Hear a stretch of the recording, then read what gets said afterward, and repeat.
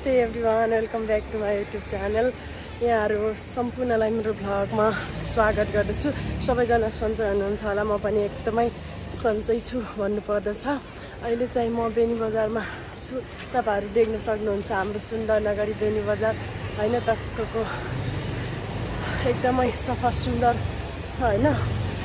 अहिले चाहिँ म बेनी बजारबाट बागलुङ जाँदैछु किनभने म ढोरपाटन शिखर आरक्षण पुग्ने मेरो उद्देश्य छ हैन। वहाँसम्म पुग्ने आज चाहिँ पुगिन्न होला, बुट्टीबाङसम्म बस्छु होला, भोलि चाहिँ जसरी नै पुग्नु छ। अहिले चाहिँ हामी बागलुङ बजार आइसकेका छौँ। तपाईहरु देख्न सक्नुहुन्छ बागलुङ बजार। अब चाहिँ बागलुङ हुँदै बुट्टीबाङसम्म पुग्नेछौँ हामी जाने जीप चाहिँ यो। Hey guys, good morning from Buttibang. अब चाहिँ हामी बुट्टीबाङबाट ढोरपाटन जाँदैछौँ। अहिले चाहिँ बिहानको ठिक 7 बजिसकेको छ। अब चाहिँ हाम्रो यात्रा ढोरपाटनसम्मको हुनेछ। तपाईहरु देख्न सक्नुहुन्छ बोबाङ, यो चाहिँ बोबाङ गाउँ आइसकेका छौँ हामी। एकदमै राम्रो रहेछ, रमणीय रहेछ, प्रकृतिले भरिपूर्ण रहेछ बोबाङ गाउँ पनि। डाँडा काँडा टक्क बसेको हरियाली, मकै झुलिरहेको हरियो मकैहरू, घरहरू पनि एकदमै राम्रा। अहिले चाहिँ हामी ढोरपाटनको आसपास लगभग आइसकेका छौँ भन्नुपर्दछ। यहाँ चाहिँ बाटोनिर रुद्रताल भन्ने ताल रहेछ। यहाँबाट ढोरपाटन पुग्नलाई सायद 20-30 मिनट लाग्छ होला। यहाँ बिचमा चाहिँ रुद्रताल हेर्नलाई सम्पूर्ण गाडीबाट यात्रीहरू ओर्लेर आउनुभएको छ र म पनि यसो हेरौँ न त, रुद्रतालको पनि दर्शन गरौँ के छ र सबै कुरा हेर्दै भेट्दै घुम्दै जाऊँ भनेर म पनि ओर्लेर रुद्रतालतर्फ मोडिँदैछु। र यता ध्वजा चढाउने देवताहरूलाई पनि मान्ने रहेछन् र मैले पनि ध्वजाहरू लिएर यहाँ अब चढाउने छु, तपाईहरुलाई देखाउने छु।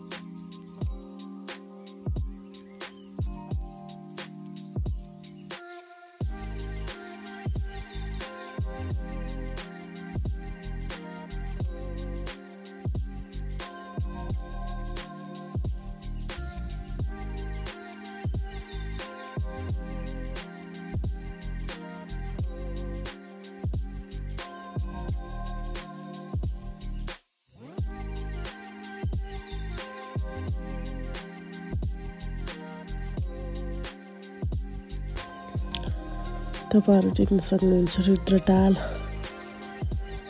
एकदमै ठुलो रहेछ। 4 कोणे टक्कको।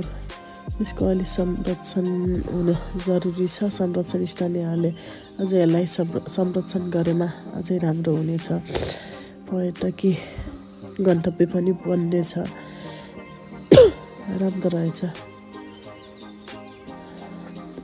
यता पनि देउताहरू बस्छन्, यता हाँसहरू त्यस्तै के भन्दै हुनुहुन्छ उहाँ दाइहरूले, त्यति मलाई त थाहा छैन। त्यहाँ पर चाहिँ आमा बुबाहरू कता टाढादेखि ढोरपाटन जानलाई यसरी हिँडेर पैदल यात्रामा हिँडेर आउँदै हुनुहुन्छ टाढाबाट पनि।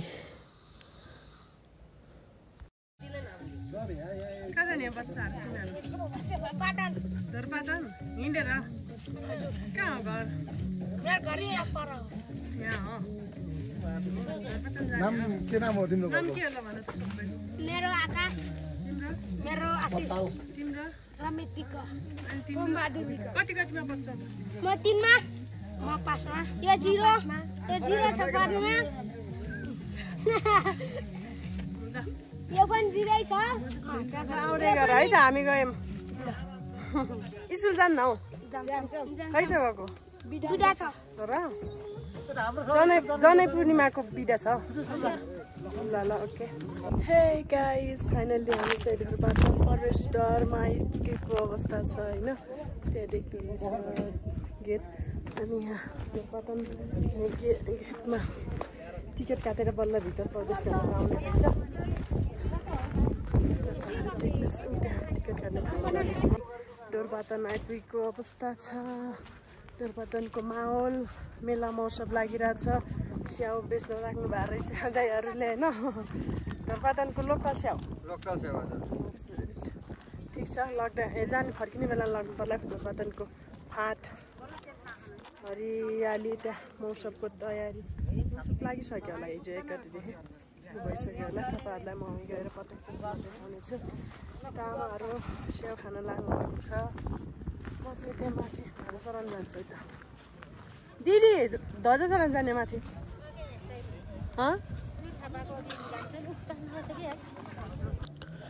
अब चाहिँ हामी तल ढोरपाटन फाँटनिर झरिसकेको अवस्था छ तपाईँहरू देख्न सक्नुहुन्छ नेपालको झन्डा फरफरिएको र मेला महोत्सव लागेर एकदमै सुनमा सुगन्ध झै रमाइलो यता फुटबल खेलेका देख्न सक्नुहुन्छ भने उता फुटबल भलिबल ढोरपाटनको फाँटनिर यसरीको अवस्था छ यहाँ तपाईँहरू देख्न सक्नुहुन्छ हाम्रो राष्ट्रिय झन्डा रातो र चन्द्र सूर्य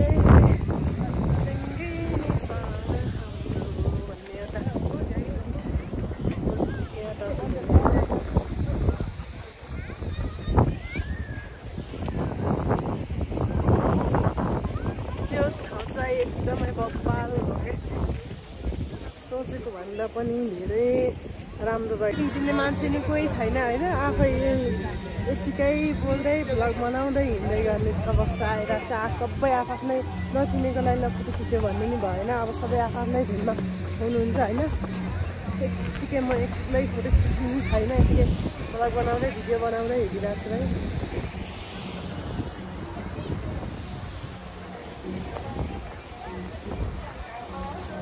तर त्यति धेरै जाडो नि रहेनछ मान्छेहरू जति भन्ने गर्थ्यो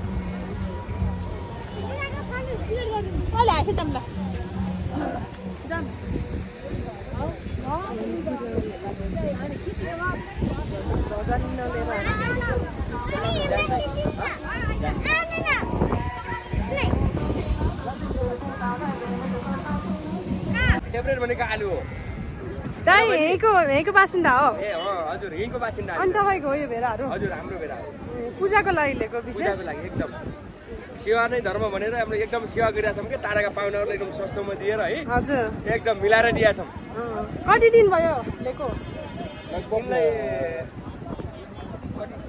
14 साढे 14 मा बेचिरहेछौँ धेरै भयो पालेको त तपाईँको आफ्नै हो कि खरिद गरेर हामी होलसेलमा ल्याउँछौँ होलसेलमा दिने कसैको पाठा बिक्री नभएर देखाइदिनु न यताउता अवसर र पाठा बिक्री नभएर आनन्दले बसिरहेको छ हाम्रो पाठा बिक्री नै भए सस्तोमा दियो हामीले एकदम सेवामूलक काम गरिरहेछौँ होइन अनि सेवा गर्नुपर्ने तपाईँ यहीँको बासिन्दा भएपछि त अनि हामी आउने आन्तरिक पर्यटकहरूलाई एकदमै त्यही भएर हेर्नु न 70 पाठामा चाहिँ मैले 20 टा 25 टा बचेका छन् हामीले यस्तो एक्लै हुनुहुन्छ कि पार्टनर छौँ पार्टनर छौँ हजुर 2 लाख उठाएर चप्पा हाल्ने हो पार्टनमा गर्ने हो कहाँबाट ल्याउनुहुन्छ नि उता बुकीतिरबाट बुकी उता हाम्रो के भन्छौँ रे लुकुम हावा पुग्छौँ हामी त यस्तो पार्टनर होलसेलमा ल्याउने हो अनि सस्तोमा फाल्ने हो कि 1500 आफ्नो दुःख उठोस् त्यही भएर फाल्ने अब महँगो गरेर जाँदैन अब हेर्नु न अथवा पाठाहरू हेर्नु कति अझ बिक्री नभएका छन् अनि तपाईँको पेसा नै यही हो कि अरू गर्नु पेसा अरू नि छ हेर्नुहोस् यो त हाम्रो यो यस्तै पूर्णिमाको अनि जेठी पूर्णिमा बैशाखी पूर्णिमा मात्रै गर्छौँ प्रेसर अलग छ हाम्रो त दोकान छ होइन अब गोबाङमै बस्छ अनि यहाँको बासिन्दा नै हो यो त हाम्रो झुक्किया पारा यो के अरे उत्तर गङ्गामा विशेष गरी कुन भगवानको पूजा गरिन्छ र यहाँ अब यो भगवानको पूजा भन्दा नि अब हाम्रो यो शिव जस्तै हो नि पहिलेदेखि गरेको देखि भएर अब राम्रै मानिरहेछन् के अनि के विशेष के भनेर चाहिँ 22 बरा भन्छन् 22 बरा भनेको हाम्रो भगवानको नामै छैन त्यो भन्नै सकिन्न शिव भन्नु सकिन्न किन सीता पार्वती केही भन्न सकिन्न यसमा पहिलेदेखि मानेको भएर कि अनि दसैँ विशेष गरी त्यही जनै पूर्णिमामा हो र नि यस्तो कि त्यो हुन्छ यो जनै पूर्णिमा फर्स्ट हो त्यसपछि जेठी पूर्णिमा हुन्छ जेठको बैशाखी पूर्णिमा भन्छ के जेठमा पर्छ दोस्रो भने त्यही हो यो जनै पूर्णिमा भनेको फर्स्ट यहाँको एकदम हाइएस्ट मानिने भनेकै जनै पूर्णिमा यत्र मान्छेहरू आउने भनेकै जनै पूर्णिमा देखेर नै आउँछ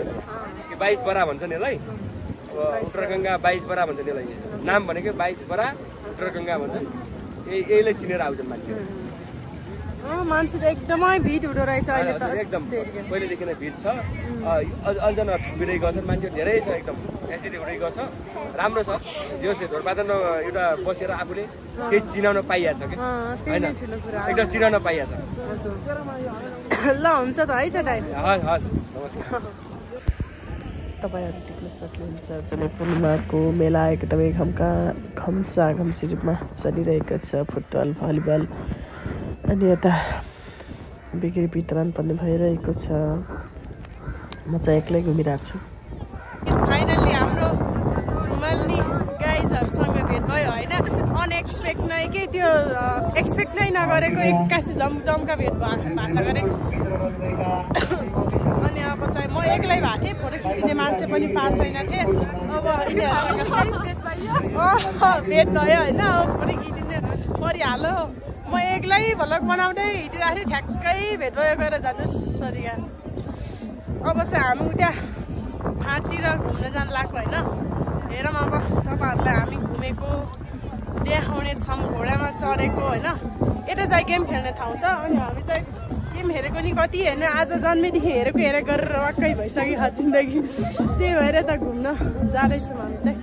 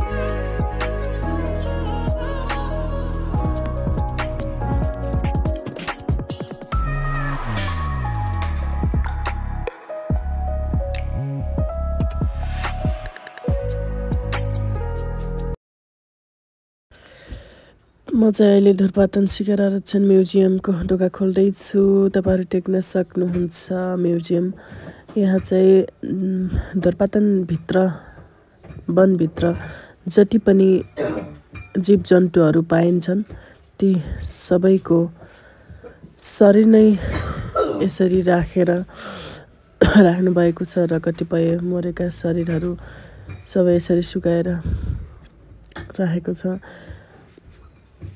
देख्न सक्नुहुन्छ कोही चित्रमा पनि यहाँ जति पनि पाइन्छन् यी सबै चित्रमा जस्ताको तस्तै उतारेर राख्नु भएको छ यहाँको स्थानीयहरूले एकदमै सुरक्षित तरिकाले राख्नु भएको छ वन्यजन्तुहरू अनेकौं थरी वन्यजन्तुहरू सबैभन्दा धेरै नेपालकै सबैभन्दा धेरै वन्यजन्तु पाइने ठाउँ नै धुर्पातनको जङ्गलमा भन्ने तपाईँहरू देख्न सक्नुहुन्छ उत्तर गङ्गा नदी उत्तरतिर बगिरहेको कस्तो अचम्मको रहस्यमय कुरा छ है। उत्तरतिर खोला बगिरहेको छ, हामीले देख्दै आएको कुरा हो कि खोला पूर्वतिर बग्छ तर यहाँ उत्तरतिर बगिरहेको छ। अचम्म। हे guys, good morning from Dhorpatan.